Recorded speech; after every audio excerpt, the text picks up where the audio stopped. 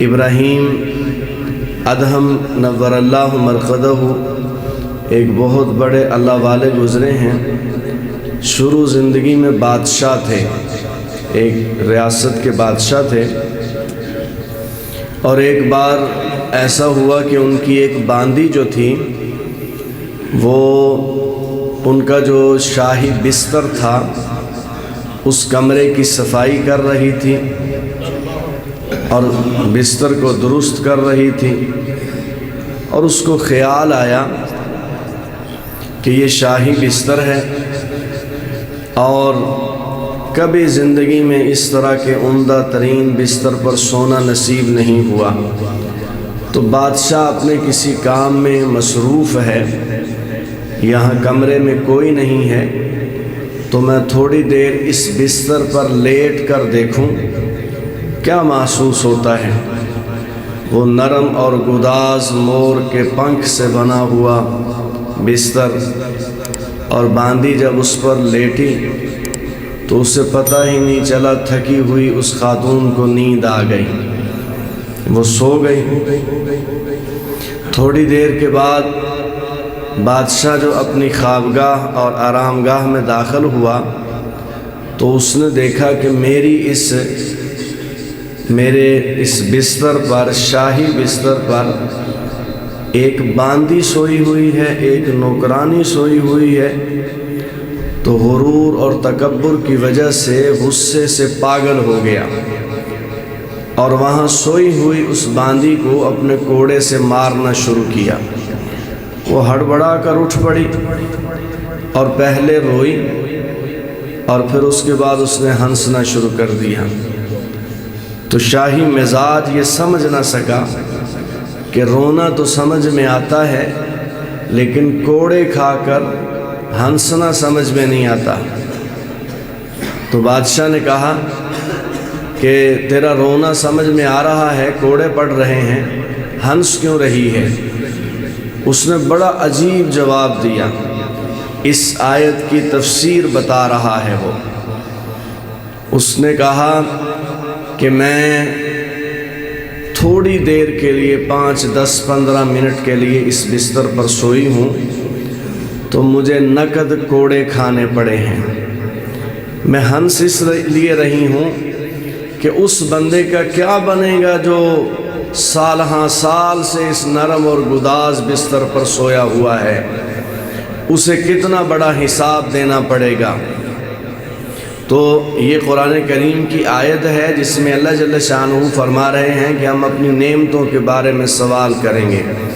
جس کے پاس جتنی نعمتیں ہوتی ہیں اس سے اتنا بڑا سوال ہوگا، جس کے پاس نعمتیں کم ہیں اس سے سوال کم ہوگا، اور جس کے پاس نعمتیں زیادہ ہو جاتی ہیں آپ دیکھیں گے عام طور پر 99% سے بھی زائد لوگ اللہ جل شانہ کی ان دی ہوئی نعمتوں کو اللہ اور اس کے رسول کے خلاف استعمال کر رہے ہوتے ہیں، اور قرآن کریم ان کا بھی بتا رہا ہے، یقول اہلکت مالا لبدا۔ پھر لوگ برملا کہتے ہیں کہ ہم نے بڑا مال خرچ کیا ہے۔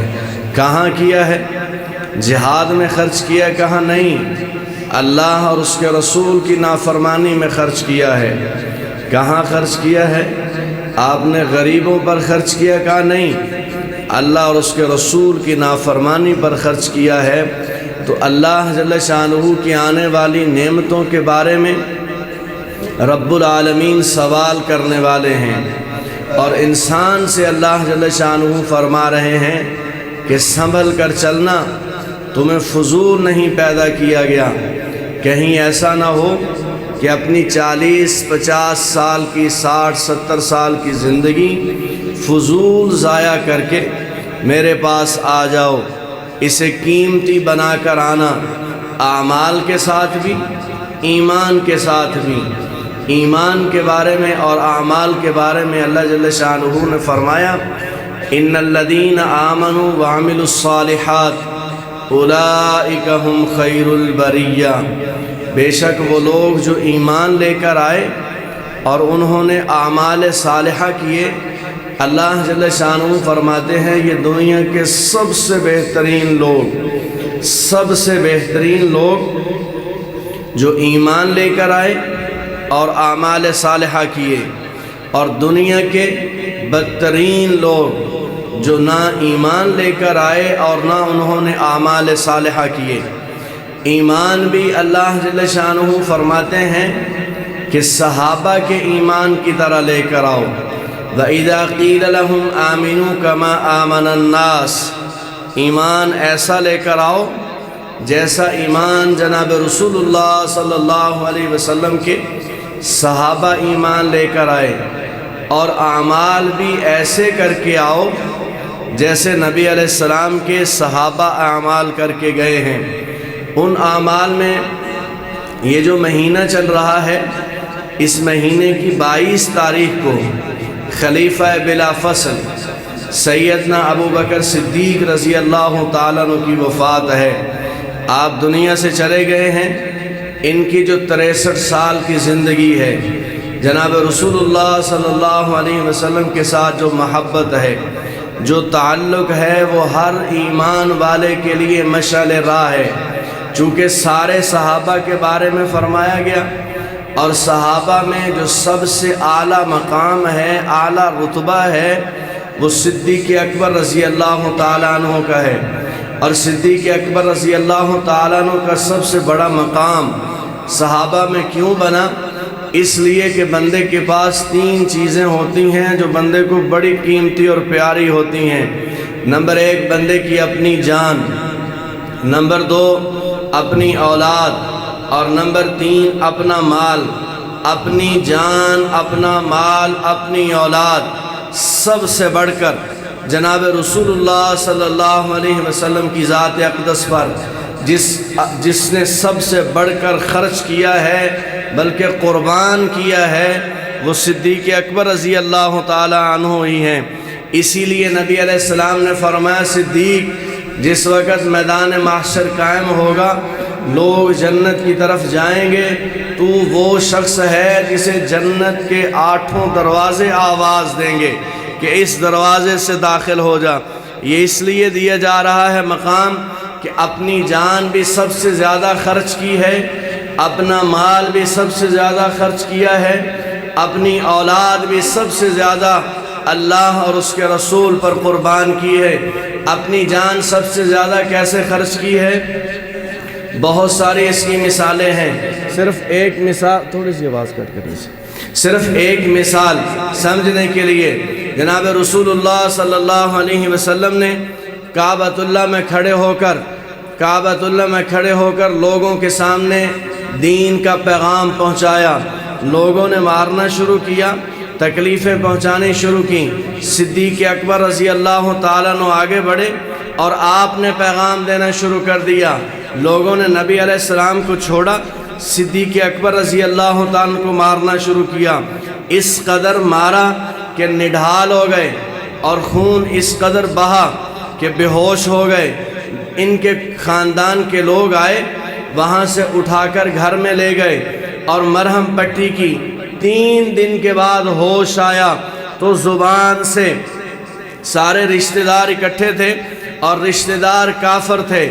اب رشتہ داروں کا ذہن یہ تھا، ان کا گمان اور سوچ یہ تھی کہ اس قدر مارا گیا ہے، اب یہ نبی علیہ السلام کے ساتھ کی بات نہیں کریں گے، کلمے کی بات نہیں کریں گے، دین اسلام کی بات نہیں کریں گے۔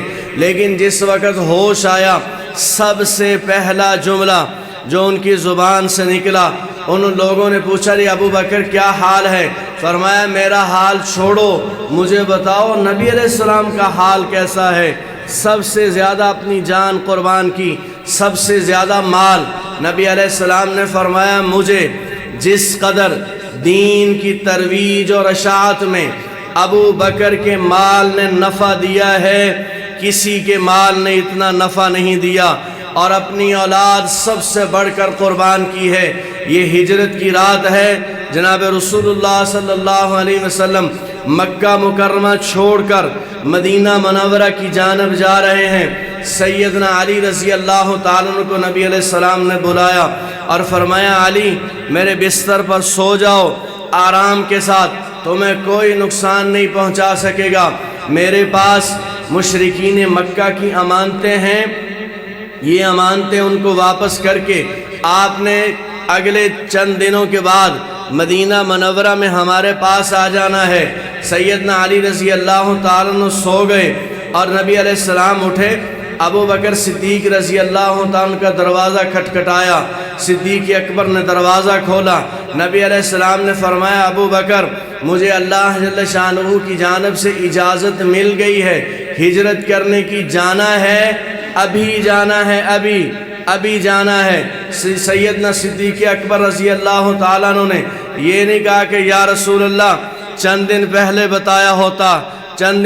بتایا ہوتا، ابھی رات کے سناٹے میں اپنے بیوی بچے کس کے سپرد کر کے جائیں؟ سارا مکہ تو تلواریں لے کر کے ہمیں قتل کرنے کے درپے ہیں۔ یہ کوئی بات نہیں کی، بلکہ عرض کیا کہ یا رسول اللہ میں ابھی تیار ہوں۔ وہاں سے نکلے، اپنی بیٹی کے ذمہ لگایا کھانا پہنچانا، اپنے غلام کے ذمہ لگایا کہ آپ نے جو ہے بکریوں کو وہاں لے کر آنا ہے۔ یہ نبی علیہ السلام چلے اور غار ثور تک پہنچے۔ غار ثور میں پہنچنے کے بعد وہاں 3 دن قیام کیا۔ اب ان کی ایک بیٹی ہے عمر 8 10 12 سال کے قریب، اس کا نام ہے اسماء بنت ابی بکر رضی اللہ تعالیٰ عنہ۔ اپنی اس بیٹی سے فرمایا کہ بیٹی ہم غار میں رہیں گے 3 دن اور مکہ کے لوگ ڈھونڈتے رہیں گے، جب یہ تھک جائیں گے تو ہم سفر کا آغاز کریں گے، اس لیے کہ اگر ہم اسی وقت چلے تو یہ تیز رفتار سواریاں لے کر ہم تک پہنچ سکتے ہیں۔ ہم وہاں رکے رہیں گے، 3 دن قیام کریں گے، جب یہ لوگ تھک کر بیٹھ جائیں گے ہم آگے سفر کریں گے۔ آپ نے کھانا پہنچانا ہے۔ حضرت اسماء بنت ابی بکر رضی اللہ تعالیٰ چھوٹی معصوم بچی 8 10 12 سال کے قریب ان کی عمر ہے، جناب رسول اللہ صلی اللہ علیہ وسلم کی خدمت پر اپنی اولاد کو بھی لگایا ہوا ہے۔ بہت ساری بیچ میں باتیں تھیں جو میں نے چھوڑ دی ہیں اختصار کی وجہ سے۔ اب غار میں وہ کھانا پہنچا رہی ہے۔ جب صبح ہوئی لوگوں کو پتہ چلا کہ نبی علیہ السلام جو ہے اپنے گھر میں نہیں ہیں، تو ابو جہل کے ذہن میں آیا کہ مجھے صدیق کا پتہ کرنا چاہیے۔ جہاں نبی علیہ السلام ہوں گے وہاں صدیق ہوں گے، جہاں صدیق ہوں گے وہاں نبی علیہ السلام ہوں گے۔